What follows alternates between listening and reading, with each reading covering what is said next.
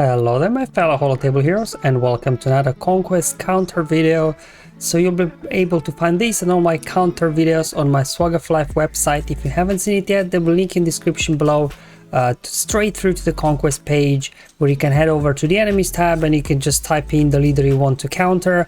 Obviously I don't have all the teams yet filled in here, but as I'm playing through Conquest I'm adding more and more.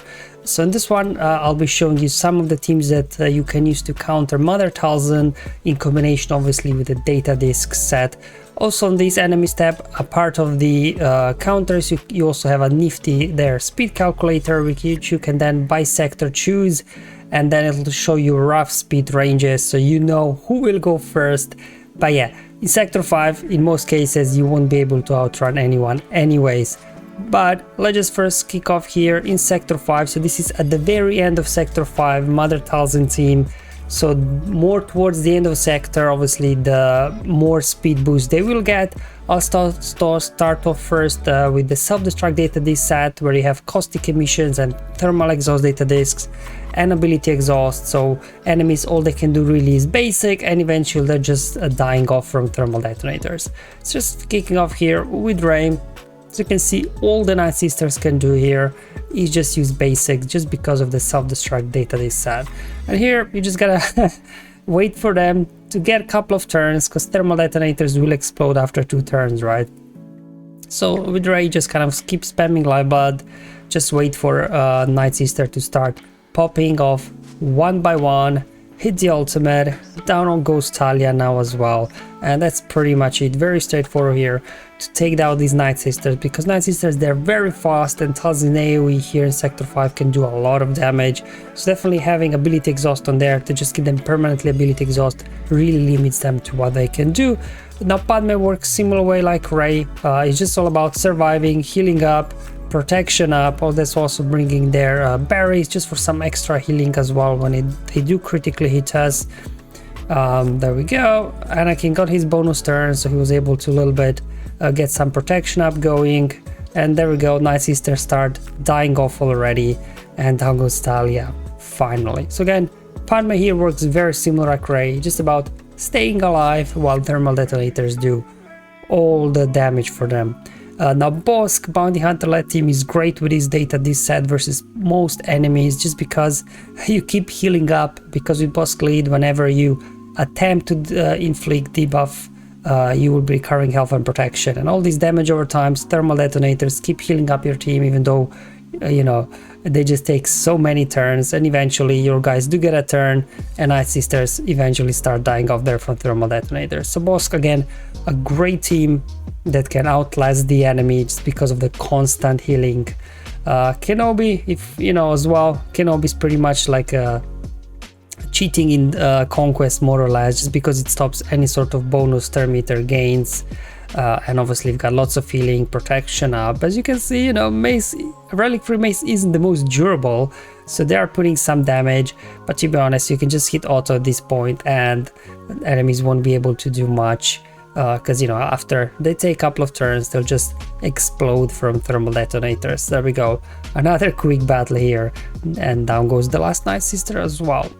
So moving on, up next we've got here Shaak Ti with Bad Batch. Now full Bad Batch team I don't find that particularly impressive, but with Shaak Ti leading there you get extra speed, but most importantly Shaak Ti gains bonus turn meter whenever one of your allies is hit, so she will quickly get a turn. Then you can just pass turn over to your Bad Batch Echo with Shaak Ti. Echo gets his turn, that's his AoE, healing immunity, daze that can't be resisted, can't be evaded, and then that's pretty much it at this point.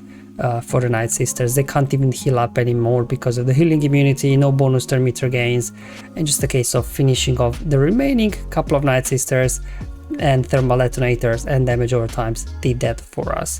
So Shaak Ti Bad Batch clone works great as well with his data disk set. Alright, let's now switch data disk over to the Gone in 30 seconds data disk set. Now this relies on multiple stacks of Amplify Agony and Volatile Accelerator to do a lot of damage.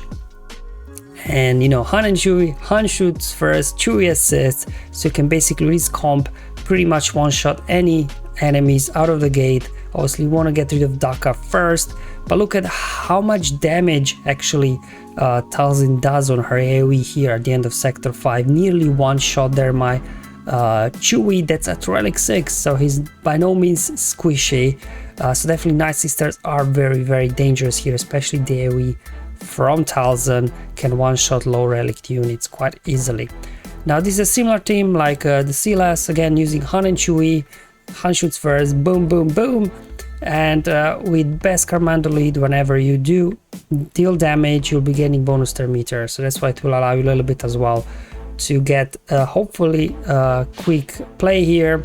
And obviously with Beskar Mando, whenever somebody falls below 50% health, he will get a bonus turn. Then you can put damage immunity on somebody just to keep them alive a little bit. But as you can see, definitely Talzin's AoE there can be deadly, but you know, we were able to survive here, and Chewie does his big AoE, just, you know, wiping the board whenever he gets a turn.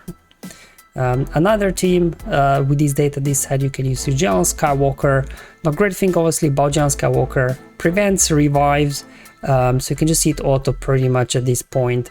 And also, while General Skywalker is standing, your clones won't be able to fall below 100% health, so Talzin AoE won't do anything at all to them.